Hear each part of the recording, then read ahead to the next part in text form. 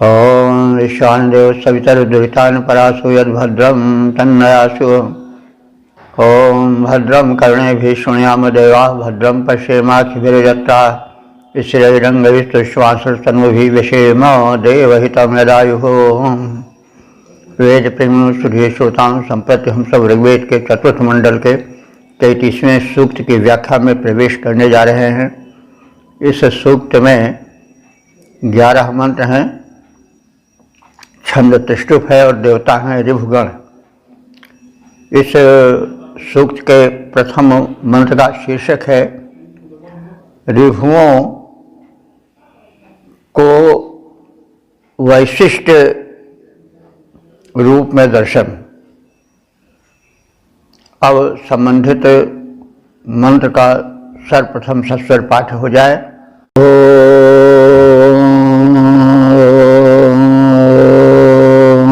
प्ररुभभ्यादोतमिव वाचमिष्य उपस्थिरेष्वैतरेन्धेनुमीळे ये वातजोतास्तरणिभिरेवैः परिद्यां सद्यो अपसो बभूवः। इस प्रथम मंत्र में ऋभुओं के गुणों का कथन और यज्ञ में आवाहन का संदेश है। अब यह जान लेना आवश्यक है कि ऋभुगण हैं कौन। ये देवता हैं तो इनको ऋषि ने किस रूप में देखा है। ये तो हम सब जानते हैं कि सृष्टि जो है किसी शक्ति से चल रही है और इतने व्यापक ब्रह्मांड को चलाने वाली जो शक्ति है वो है तो एक से संबंधित, लेकिन जैसे शासन में सम्राट तो एक होता है लेकिन उसकी शक्तियां विभिन्न विभागों में वितरित होती हैं, वैसे ही जो एक शक्ति है ब्रह्मांड चालिका नियामक, वो भिन्न भिन्न रूपों में वितरित है और अलग अलग देवत्व को नामित करके उन्हें संबोधित किया गया है। तो ऋभु है आखिर कौन? मंत्र में इन्हें 3 बताया गया है। सबसे जो ज्येष्ठ हैं वो ऋभु हैं, उसके पश्चात विभु हैं और फिर बाज हैं। तो ये 3 भाई हैं। मतलब सामान्य रूप में, लेकिन इनका एक सूक्ष्म अर्थ भी है। जो सायण हैं उन्होंने सूर्य की किरणों को ऋभु कहा है और यह भी कहा है कि मानव रूप में इन्हें कल्पित किया गया है और यह निर्दिष्ट किया गया है कि यह पहले मनुष्य थे और अपने तपोबल से देवत्व प्राप्त किए, कर्म कौशल से इन्हें दिव्यता मिली। तो ये तो एक संदेश है, लेकिन ये काव्यात्मक भाषा में तो प्रतीक रूप में प्रकट किए गए हैं। 3 भाई हैं, कार्य करते हैं मनुष्यों की तरह, दिव्य काम करते हैं, देव बन जाते हैं। देवों के साथ बैठकर इनको सोमपान का अधिकार प्राप्त हो जाता है। लेकिन इसका एक वैज्ञानिक पक्ष भी है। ये सौर ऊर्जा के प्रतीक हैं, सोलर एनर्जी।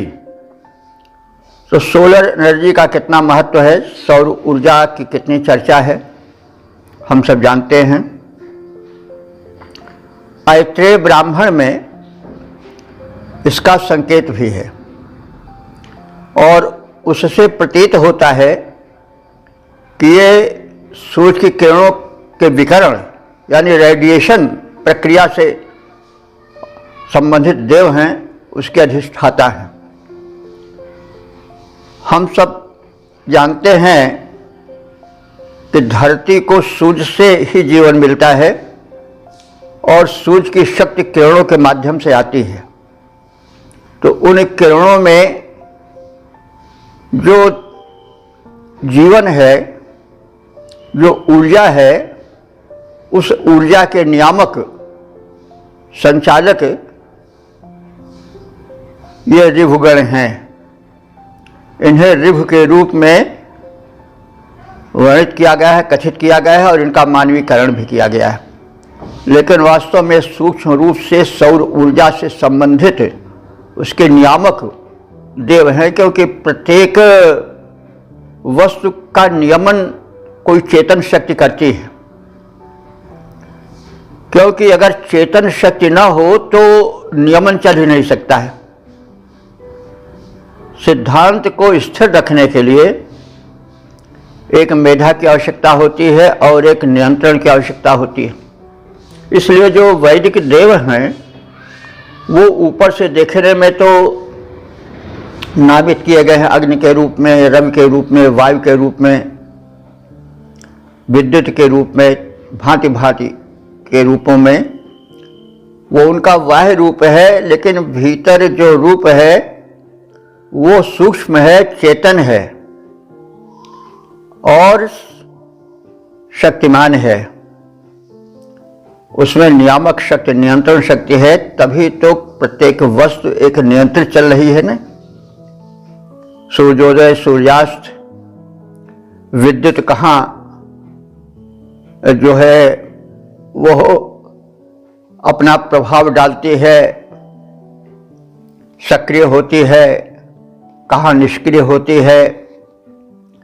सूखे काष्ठ में करंट जो है वो नहीं जाता है, लेकिन जहाँ जल का अंश होता है उसमें अगर जलीय अंश हुआ तो करंट पहुँच जाता है। तो ये एक व्यवस्था है और ये व्यवस्था है तो व्यवस्थापक जरूर है। नहीं तो फिर जब व्यवस्था नहीं रहेगी, कोई मस्तिष्क नहीं रहेगा, व्यवस्थापक नहीं रहेगा, तो फिर वो छिन्न भिन्न हो जाएगी। आज एक चीज सही दिखाई पड़ रही है, कल दूसरी वही चीज दूसरा परिणाम देने लगेगी। तो इस प्रकार से वेदों में वैज्ञानिकता भी बहुत है। दुर्भाग्य ही कहेंगे कि वेदों का सूक्ष्म अध्ययन नहीं हो रहा है।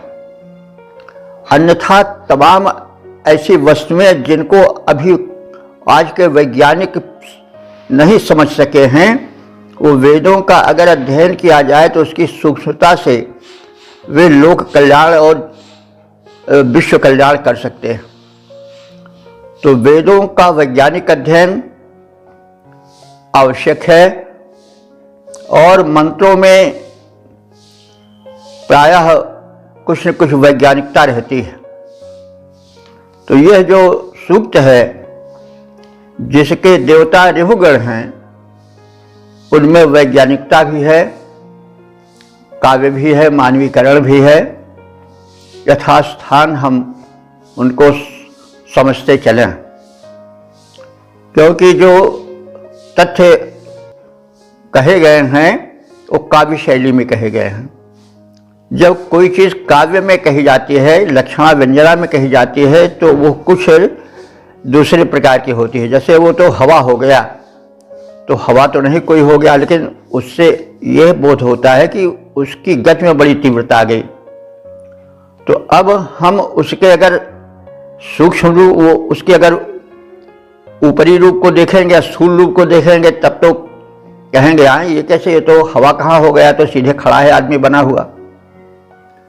लेकिन हमें अर्थ के तल तक पहुँचने के लिए लक्षण और व्यंजना का सहारा लेना पड़ेगा कि वह बहुत तीव्र गति से पहुँच गया किसी स्थान पर, आदि आदि बातें।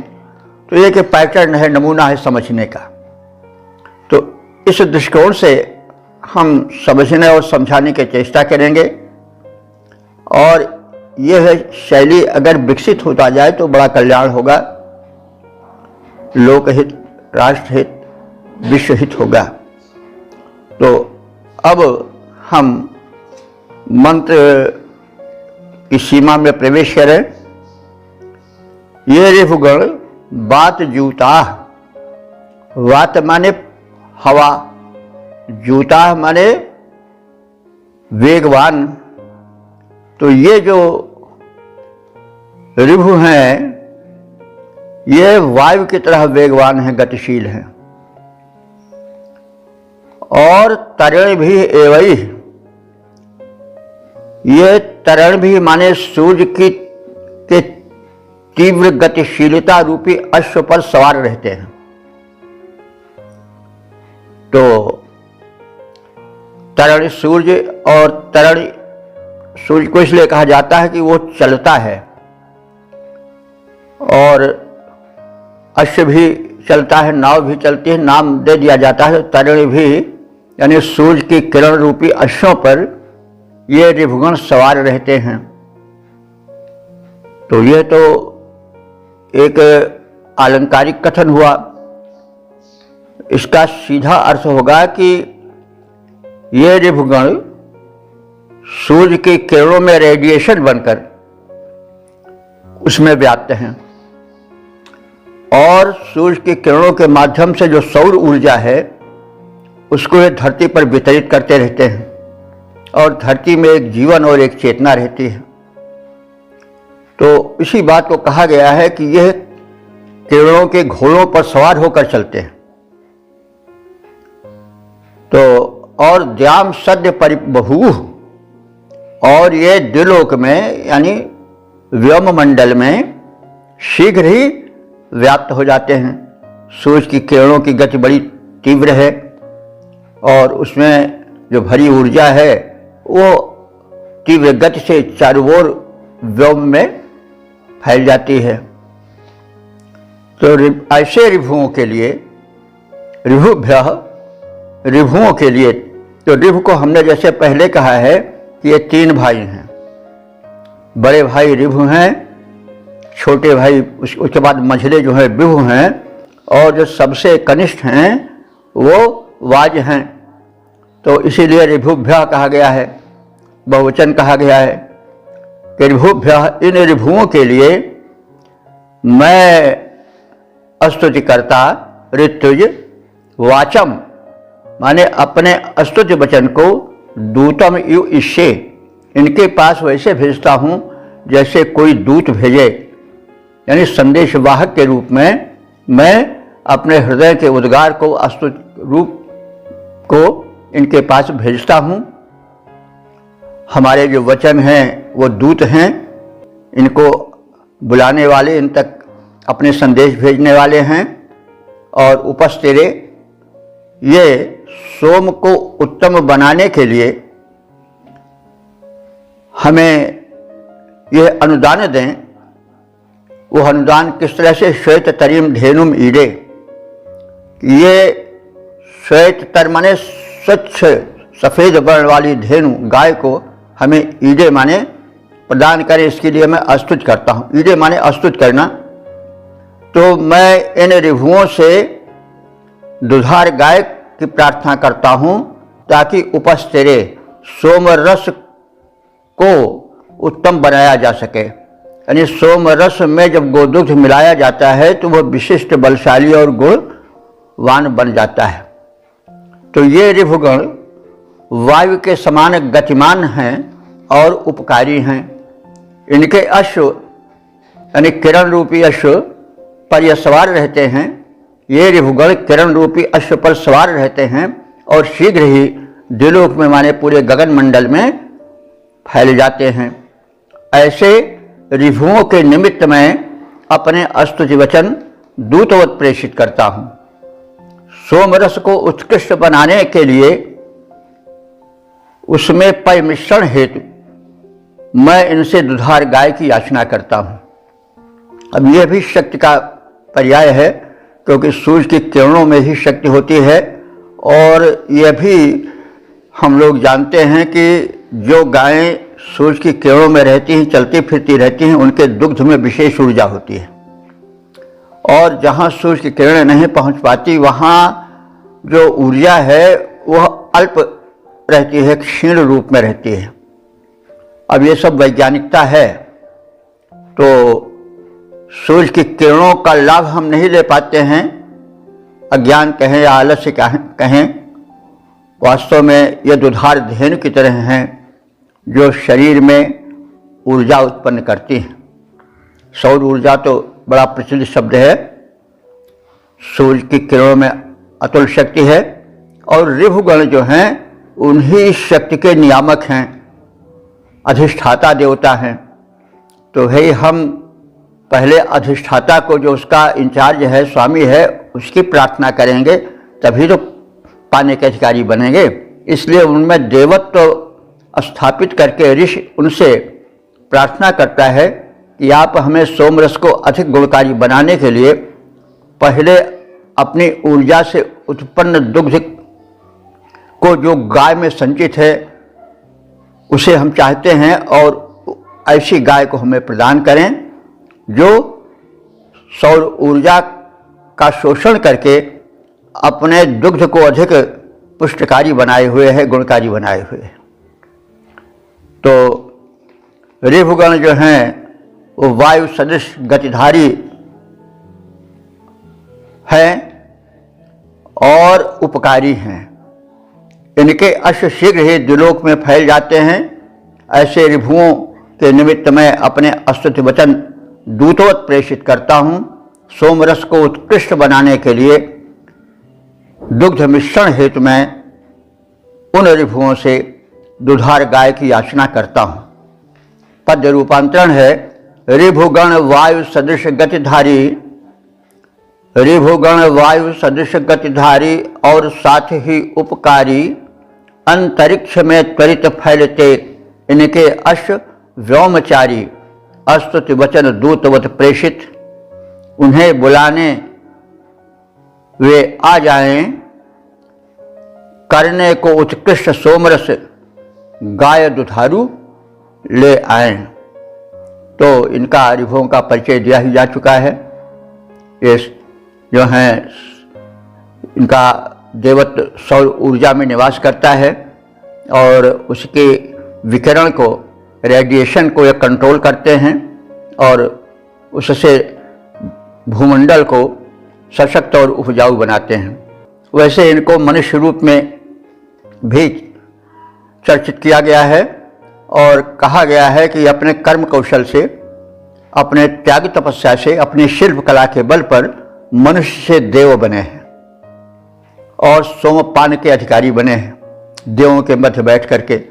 तो इससे एक संदेश ये भी जाता है कि मनुष्य यदि अपने में देवत्व लाता है तो वह देव बन जाता है और देवों के मध्य उसे आदर मिलता है। तो यह एक संदेश भी है। तो इस प्रकार से हम ऋभुओं का परिचय करके सौर ऊर्जा से अपना संबंध जोड़ें। ओम वेद प्रेम सुधीर श्रोताओं, संप्रति हम सब ऋग्वेद के चतुर्थ मंडल के 33वें सूक्त के दूसरे मंत्र की व्याख्या में प्रवेश करने जा रहे हैं। मंत्र दृष्टा ऋषि वामदेव, छंद त्रिशुप और देवता ऋभुगण हैं। शीर्षक है ऋभुओं के गुण जिनसे वे मनुष्य से देव बन सके हैं। अब संबंधित मंत्र का सर्वप्रथम सस्वर पाठ हो जाए।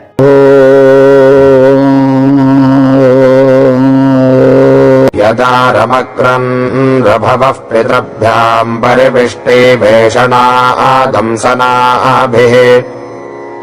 आदिदेवानामुपसख्यमाजन्धीरासः पुष्टिमवहन्मनायै।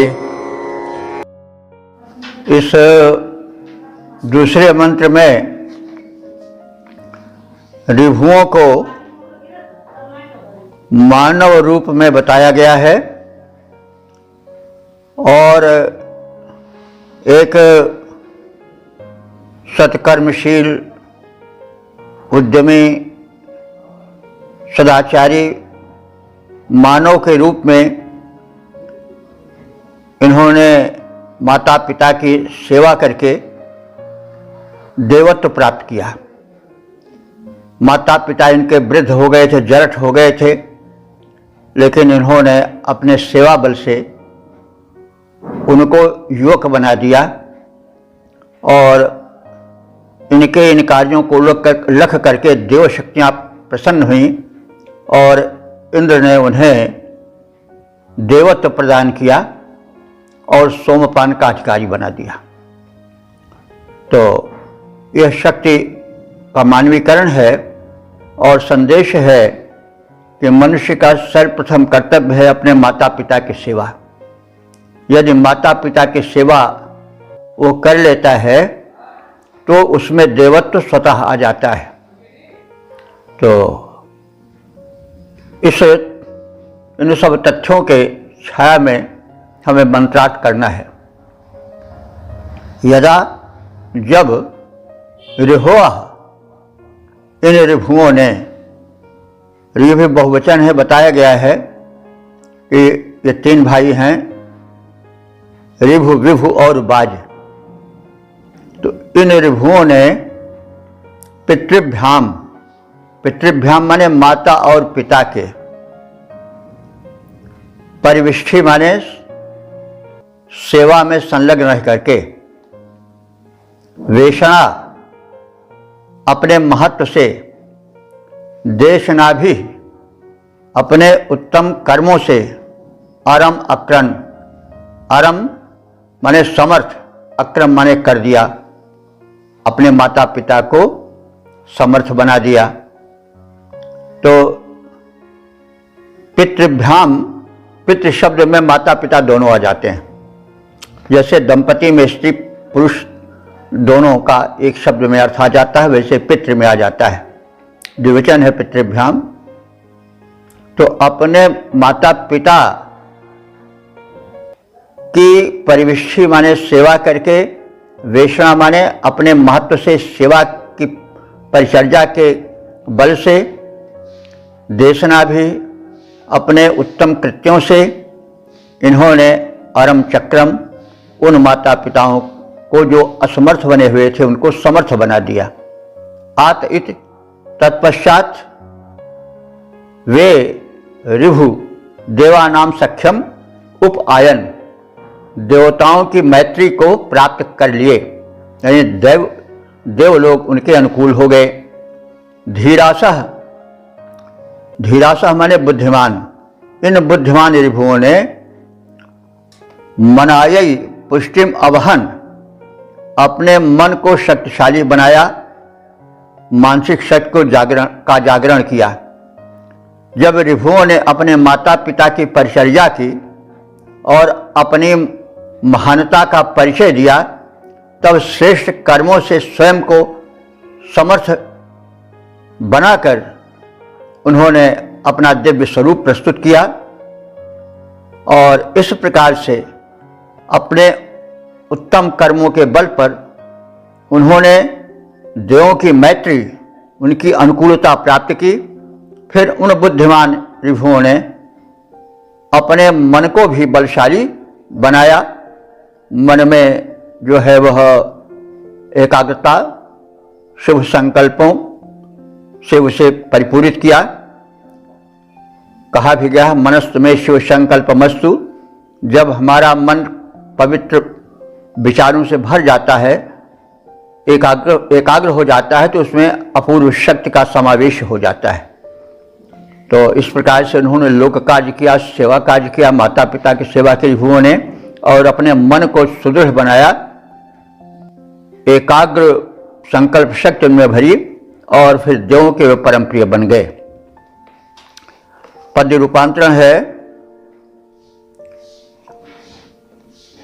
जब जननी जनक की परिचर्या की, अपने को उत्तम ठहराया, उत्तम कर्म किए संपादित, यह अपना सामर्थ्य बढ़ाया, मानसिक शक्ति बढ़ाकर अपनी देवों की मैत्री को पाया, बुद्धिमान रिभुओं ने निज को बुद्धिमान रिभुओं ने निज को उठ मानव से देव बनाया। ओम वेद प्रेमियों, श्री श्रोताओं, संप्रति हम सब ऋग्वेद के चतुर्थ मंडल के 33वें सूक्त के तीसरे मंत्र की व्याख्या में प्रवेश करने जा रहे हैं। मंत्र दृष्टा ऋषि वामदेव, देवता ऋभुगण, छंद तिष्टुप है, शीर्षक है ऋभुओं से यज्ञ रक्षण की प्रार्थना। अब संबंधित मंत्र का सर्वप्रथम सस्वर पाठ हो जाए।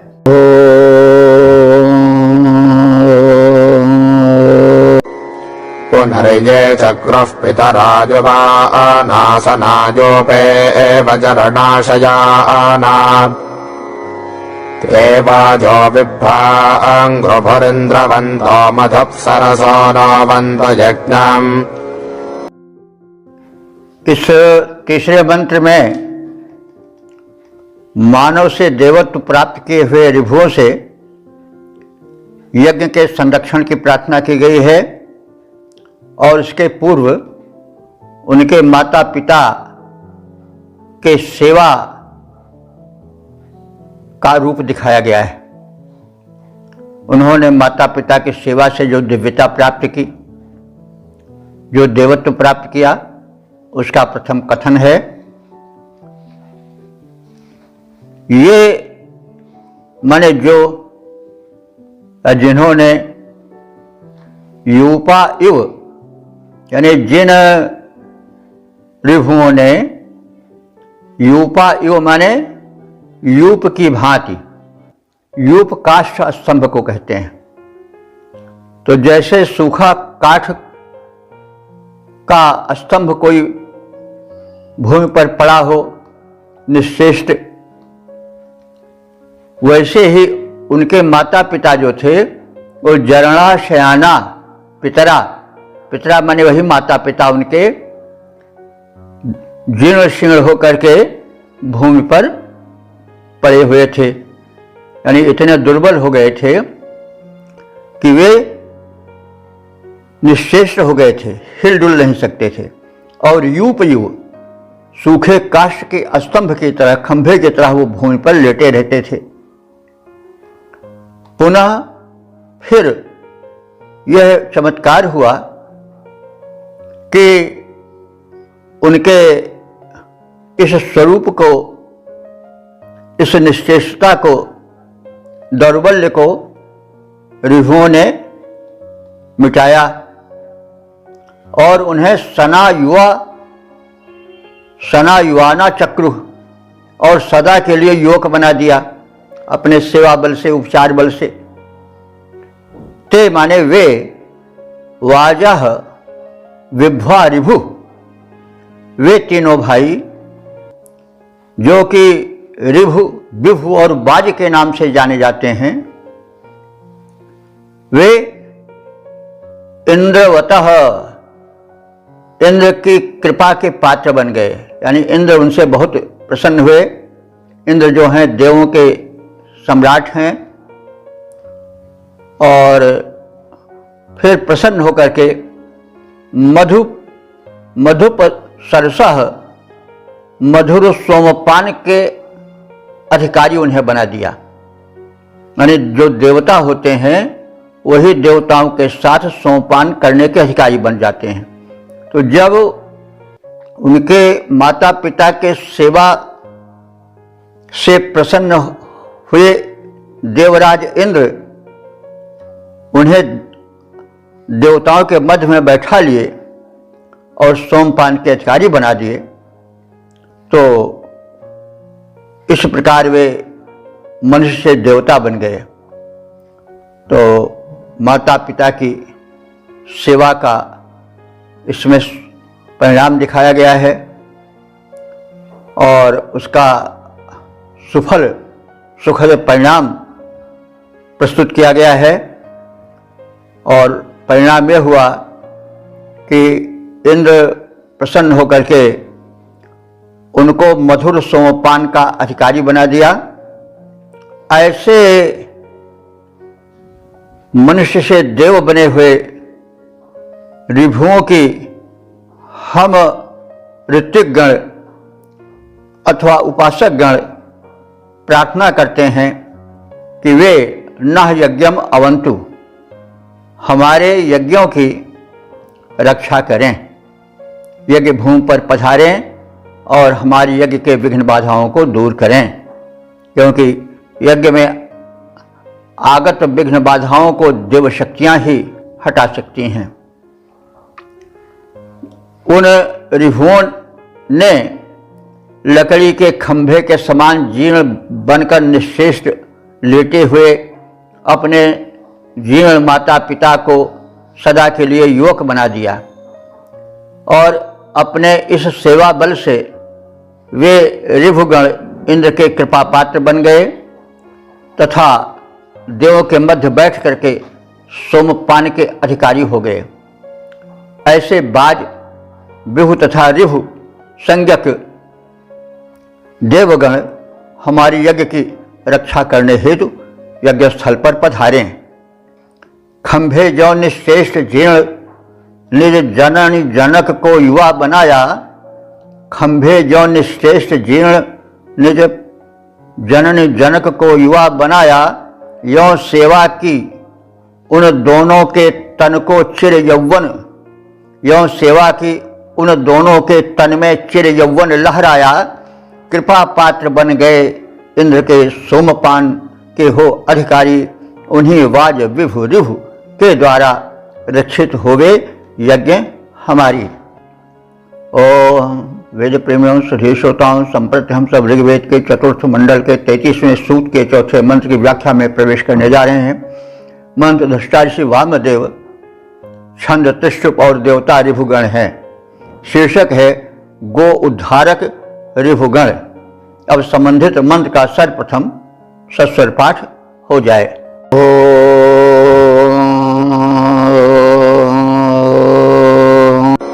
यत्संवत्समृभवो गामरक्षन् यत्संवत्समृभवो मा अपिंशन् यत्संवत्समभरन् भासो अस्यास्ताभिश्वमेभिरमृतत्वमाशः।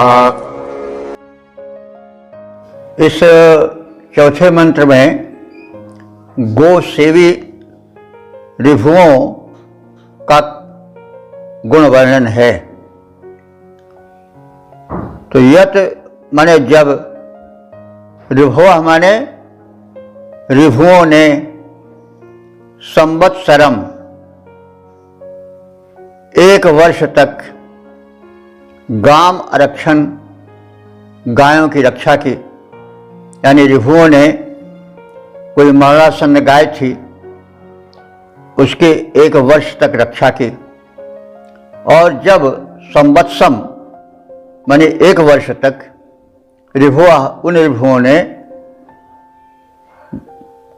माह अपिंशत उन गायों को मांस से युक्त करके सुंदर बनाया, यानी 1 वर्ष तक उस बिल्कुल लठी लामड़ी गाय को की उन्होंने रक्षा की। फिर उसके बाद 1 वर्ष तक उन गायों की सेवा करके, उपचार करके उनको मांसल बनाया। माह अपिंशन माने मांसल बना दिया। और जब संवत्सरम फिर 1 वर्ष तक अस्याह भाषा अभरण, उस गाय में तेज भरा, यानी पहले वो लटी लामड़ी थी, उठ बैठ नहीं पाती थी, उसकी सेवा किया, रक्षा किया। फिर 1 वर्ष में उसकी सेवा करके उसको मांसल बना दिया। फिर 1 वर्ष तक उसकी इस प्रकार से सेवा की उसकी उस गाय में तेज लहराने लगा। और ताभी शमी भी उन उत्तम कर्मों के कारण अमृतत्वों आशु, और उन ऋभुओं ने देवत्व शीघ्र ही प्राप्त कर लिया।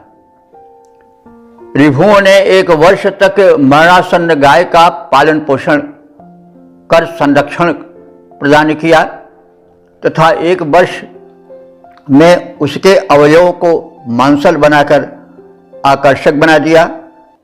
और फिर उसमें 1 वर्ष तक ओज तेज भरा। अपने इन कर्मों के कारण उन्होंने अमरत्व प्राप्त किया। तो ये तो गौ सेवा है, गौ सेवा का महत्व है कहा गया। लेकिन इसका एक अर्थ और भी लिया जा सकता है। गो भूमि को भी कहते हैं। ये हम सब जानते हैं कि गो का अर्थ भूमि भी होता है। तो गो सेवा से भूमि सेवा का भी अर्थ लिया जा सकता है। ऋभु सूर्य किरणों के नियामक हैं, उसके पोषकत्व के स्वामी हैं। तो उन्होंने उस पोषकत्व को खींच करके ऊसर भूमि पर, जो कि बिल्कुल बेकार पड़ी थी, जिसके निकट कोई जाना नहीं पसंद करता था, उस लटी लामड़ी गाय की तरह थी, तो उस ऊसर भूमि को शस्य श्यामला बना दिया। क्योंकि सूर्य की किरणों में उत्पादक शक्ति होती है, जो अन्नों में, फलों में या कहीं हरिताभ छटा होती है, उत्पादन क्षमता होती है, वो सब सूर्य की किरणों से ही आती है। तो विदित तथ्य है कि जो ऊर्जा है वो सूर्य की किरणों से ही धरती पर आती है, वनस्पतियों में प्रवेश करती है, अन्नों में प्रवेश करती है, फल फूलों में प्रवेश करती है और उसको खा करके प्राणी पुष्ट होते हैं। तो धरती में भी वो शक्ति समाती है। जो धरती उर्वरा हो जाती है उसमें शक्ति उत्पन्न हो जाती है। और शक्ति उर्वरा कैसे होती है? सूर्य की किरणें जब उस पर व्यापक रूप से पड़ती हैं। कुछ भूमियाँ किन्हीं कारणों से ऊसर बन जाती हैं, उनकी उर्वरा शक्ति समाप्त हो जाती है। तो ऐसी ऊसर भूमि को भी जो है वह उपजाऊ बनाया जा सकता है। तो वो कैसे? सूर्य की किरणों के माध्यम से। तो ये इस वैज्ञानिकता को पहचाना ऋभुओं ने, और सूर्य की किरणों में जो ऊर्जा भरी थी उसके द्वारा उस बंजर भूमि को उन्होंने उपजाऊ बना दिया, शस्य श्यामला बना दिया। वहाँ पर कृषि लहराने लगी, वृक्ष लताएं झूमने लगी। तो इस प्रकार से गो से हम भूमि को भी ले सकते हैं कि सूर्य की किरणों में जो उत्पादकता होती है, ऊर्जा होती है, उसके नियंता या नियामक देव जो है वो ये ऋभु हैं। और ऋभुओं ने अपने सूर्य की ऊर्जा को बिखेरा और जो बंजर भूमि थी वो उपजाऊ बन गई, लहराने लगी उसमें फसल। वही उसके फसल का लहराना, उसका ऊर्जस्वल और हरा भरा रूप होना है। जैसा कहा गया है, ऋभुओं ने 1 वर्ष तक मरणासन्न गाय का पालन पोषण कर संरक्षण किया। वही अगर हम गो का अर्थ पृथ्वी का लें तो वो पृथ्वी जो बिल्कुल ऊसर पड़ी हुई थी, बंजर पड़ी हुई थी, जिसमें कि कोई बल नहीं था, उसको उन्होंने संरक्षित किया और 1 वर्ष उसके अवयवों को मांसल बनाकर, यानी उसमें पोषकता का प्रवेश कराया और उसे कृषि योग्य बनाया और आकर्षक बना दिया। और फिर 1 वर्ष तक उसमें ओज तेज भरा, यानी फिर 3 वर्षों में उन्होंने उस ऊसर बंजर पड़ी भूमि को उपजाऊ और लहलहा बना दिया, कृषि कर्म के योग्य बनाकर उसे पवित्र कर दिया, उसे उत्तम बना दिया। तो सूर्य की किरणों की महत्ता है और ऊर्जा है, जिसके कि नियामक जो हैं वो ये तीनों भाई हैं, जिनको ऋभुगण कहा गया है और इनका योगदान बहुत अधिक है। तो यह वैज्ञानिकता है।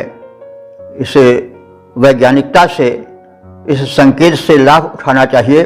और जहाँ पर दुर्बलता है, चाहे भूमि हो, चाहे कृषि हो, चाहे शरीर हो, वहाँ सूर्य की किरणों के विविध प्रयोग से उसे सुंदर, स्वस्थ और उपयोगी बनाना चाहिए। तो अभी तो बहुत कुछ शोध करना है। तो सूर्य की किरणों की महत्ता को समझें, उस महत्ता को सूर्य की किरणों के जो अधिष्ठाता देव हैं ऊर्जा के, वे हैं ऋभुगण। तो इस प्रकार से हम ऋभुगण को समझें, यानी सूर्य की ऊर्जा के महत्व को समझें और उसके विविध रूप में उपयोग द्वारा धरती को स्वर्ग बनाने की चेष्टा करें। पद्य रूपांतरण है, मरणासन्न धेनु को ऋभुओं ने, मरणासन्न धेनु की ऋभुओं ने सेवा इस भांति किया अवयवों से मांसल उनको अति सुंदर बना दिया। सेवा क्रिया कुशलता द्वारा ओज तेज अति व्याप्त हो गया। ऋभुओं को उत्तम कर्मों द्वारा सुरत्व यों प्राप्त हुआ। तो इस प्रकार से हमने इसके संक्षिप्त अर्थ को जानने की चेष्टा की। ओम वेद प्रेमियों सुधीर श्रोताओं, संप्रति हम सब ऋग्वेद के चतुर्थ मंडल के 33वें सूक्त के 5वें मंत्र की व्याख्या में प्रवेश करने जा रहे हैं। मंत्र दृष्टा वामदेव छंद त्रिशूप और देवता ऋभुगण है। शीर्षक है ऋभुओं द्वारा चमत्कारिक निर्माण। अब संबंधित मंत्र का सर्वप्रथम सस्वर पाठ हो जाए।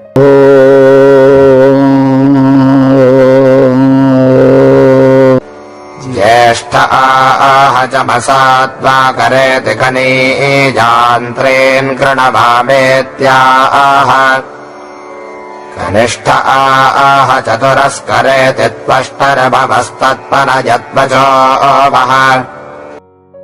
इस 5वें मंत्र में ऋभुओं के शिल्प कौशल का कथन किया गया है। एक चमस था, चमस यज्ञ पात्र होता है, उससे आहुति का प्रक्षेपण होता है, अग्नि में घृतादि डाले जाते हैं। तो वो एक था, लेकिन शिल्प कला से ऋभुओं ने उसको 4 बना दिया और इससे जो त्वष्टा थे, त्वष्टा एक देवता हैं, सृष्टा जिन्हें हम कह सकते हैं, वे बड़े प्रसन्न हुए।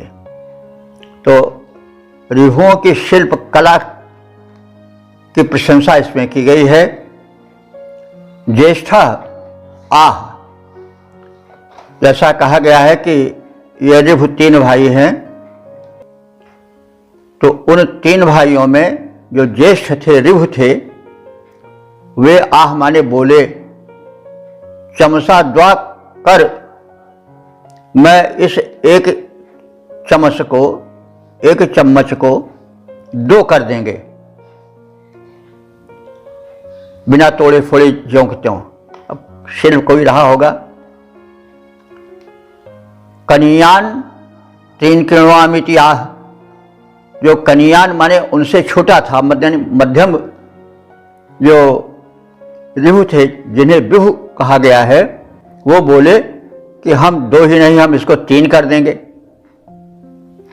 कनिष्ठा आह, जो उनमें सबसे छोटे थे, कनिष्ठ थे, जो बाज थे, उन्होंने कहा कि चतुरः करित, मैं इस एक चम्मच को बिना तोड़े फोड़े हुए 4 रूप में बना दूंगा। तो इस प्रकार से ये सबसे छोटे ऋभु का कथन था। तो ऐसे ऋभुः, हे ऋभुओं, त्वष्टा वह वचः पनयत, उस त्वष्टा ने, सृष्टा ने, वह वचः माने तुम सबके वचनों को, पनयत माने बहुत प्रशंसित किया कि वाह तुम बड़े शिल्पी हो, बड़े कुशल हो, तुम्हारा उत्साह द्रष्टव्य है। इस तरह से तुम प्रशंसित हुए। तो ज्येष्ठ ऋभु ने कहा कि मैं एक चम्मच का 2 भाग करूंगा। मध्यम ऋभु ने कहा कि मैं 3 भाग कर दूंगा। और कनिष्ठ ऋभु यानी जिनका नाम बाज था, उन्होंने कहा मैं इस चम्मच के 4 भाग कर सकता हूं और कर दूंगा। त्वष्टादेव इन तीनों को वचनों को सुन करके परम प्रसन्न हुए और उनकी सराहना करने लगे। तो एक चम्मच का भाग, एक चम्मच को मैं बिना तोड़े हुए 2 कर दूंगा,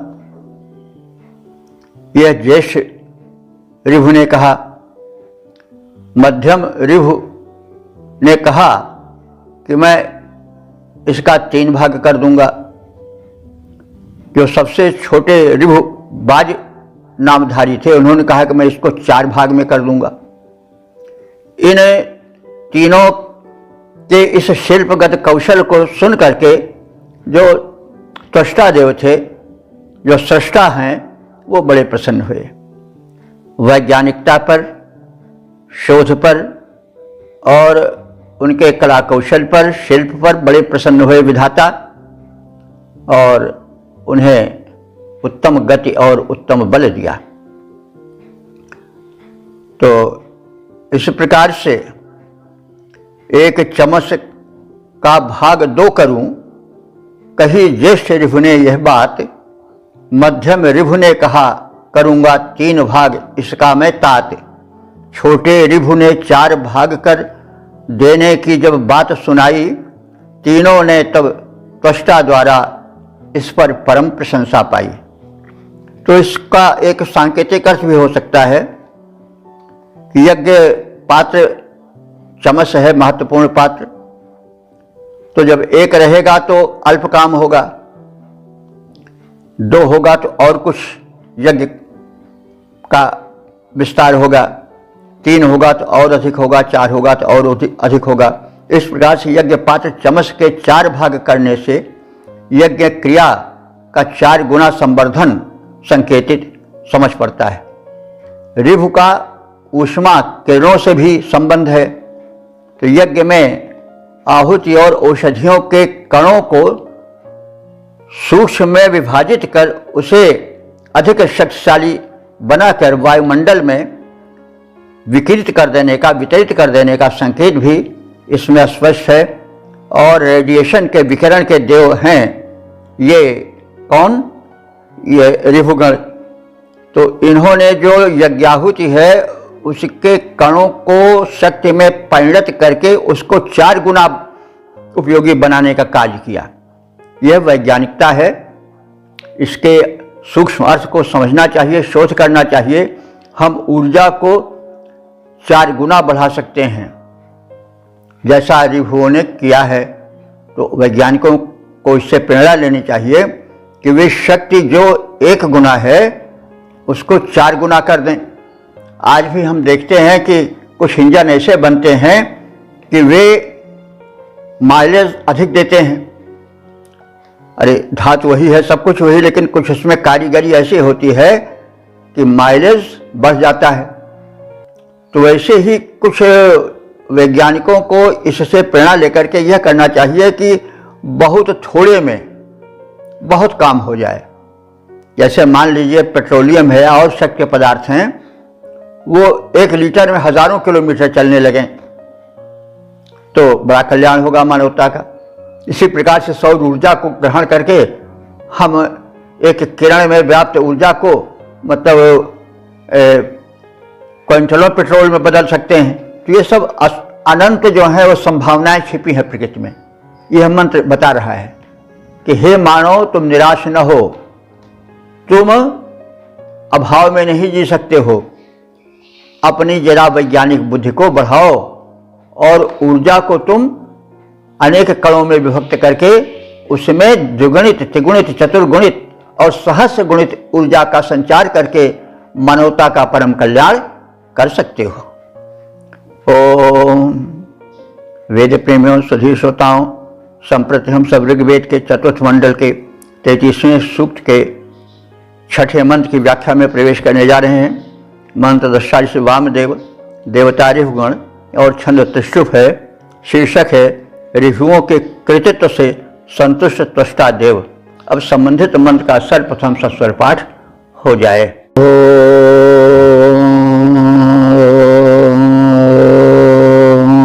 सत्यमोचर्नर एवाहि चक्रुरनुस्वधा प्रभवो जग्मुरेताम् विभ्राजमानांश्च मसाम् अहेवावे नत्वष्टा चतुरो ददृश्वान्। इस 6ठे मंत्र में यह कथन किया गया है कि पिछले मंत्र में जो रिभुओं ने कहा था कि मैं एक चम्मच को 4 कर सकता हूं, तो इस शिल्प के कौशल को जब उन्होंने कहा तो उसके बाद उन्होंने वैसा ही कर दिखाया कि बिना किसी तोड़ फोड़ के उन्होंने 1 को 4 कर दिया। तो इससे जो त्वष्टा थे, विधाता थे, विधायक थे, वो बड़े प्रसन्न हुए और इनको यज्ञ भाग देवों की तरह मिला, ऋभुओं को, और देवों की पंक्ति में सम्मिलित कर दिए गए, मनुष्य से देवता बन गए। तो यह जो छठा मंत्र है वे पांचवें मंत्र का पूरक समझा जा सकता है। नरह माने नर रूप इन ऋभुओं ने अपने शिल्पगत कौशल से अपने कथन को सत्यम माने सत्य कर दिया। यानी जो चमच था, यज्ञ पात्र था, उसको 4 कर दिया, यानी 4 गुना शक्ति बढ़ा दी। और एवं चक्रुः जैसा कहा वैसा किया। अनुमाने तदनंतर एताम सधाम, इनको यज्ञ का हविभाग प्राप्त होने लगा, क्योंकि हविभाग जो है वह देवों को ही प्राप्त होता है। तो ये देवत्व में सम्मिलित कर लिए गए अपने शिल्प कौशल के कारण, और इन्हें यज्ञ भाग मिलने लगा। ऋभुआ जगमुः, और ऋभुओं ने उस यज्ञ भाग को देवों की भांति ही प्राप्त किया। त्वष्टा माने त्वष्टा देव ने, जो सृष्टा हैं, सृष्टि के संचालक हैं, रचनाकार हैं, उन्होंने अहा यु विभ्राजमानान, दिन के अह कहते हैं दिन को, तो दिन के समान विराजमान माने चमचमाते हुए उन 4 चमसों को देखा, और अवेनत उन्हें बहुत पसंद किया और बड़े प्रसन्न हुए। तो इस शिल्प से, इस चमत्कार से ऋभुओं के उनको देवत्व प्राप्त हुआ, और सृष्टा ने उन्हें बधाई दी। तो इस प्रकार से जो आविष्कार का क्षेत्र बहुत है, सत्य बहुत छिपा हुआ है, हम बहुत अल्प में बहुत अधिक पा सकते हैं। अनंत अभी क्षेत्र पड़ा हुआ है, हम थोड़े से ईंधन से बहुत अधिक शक्ति उत्पादन कर सकते हैं। यह सब गुप्त रहस्य है जिसकी ओर संकेत किया जा रहा है। हम 1 रोटी से 10 रोटी का काम ले सकते हैं, 1 फल से 10 फल की ऊर्जा प्राप्त कर सकते हैं। मतलब तमाम रहस्य ऐसे प्रकृति में छिपे हुए हैं जिनकी शोध मनुष्य को करना है। तो ये मनुष्य ही थे ऋभु, जिन्होंने कि 4 गुना शक्ति बढ़ा दी, चमसों को 4 रूप में करके। ये सब सांकेतिक भाषा हैं, लेकिन इसके पीछे संदेश छिपा है, वो समझना चाहिए। नर रूपी ऋभुओं ने सत्य कहा, क्योंकि जैसा कहा था वैसा ही किया। यानी उन्होंने पहले कहा कि एक ने कहा कि मैं 1 को 2 करूंगा, दूसरे ने कहा 3 करूंगा, तीसरे ने कहा 4 करूंगा, वैसा कर दिखाया। तो इसके बाद ऋभुओं ने यज्ञ भाग प्राप्त किया, उन्हें देवत्व मिला, और दिन के समान तेजस्वी चमचमाते हुए उन 4 चमसों को त्वष्टा देव ने देखा तो अत्यंत प्रसन्न हुए और उसे बहुत सराहना की और बहुत प्रसन्नता व्यक्त की। नर से देव बने ऋभुओं ने किया सत्य का ही उच्चार, नर से देव बने ऋभुओं ने किया सत्य का ही उच्चार, जैसा कहा किया वैसा ही किया हव्य को भी स्वीकार। दिन के सदृश चमकते चमसों को जब त्वष्टा ने सानंद की सराहना उनकी बढ़कर और किया अत्यधिक पसंद।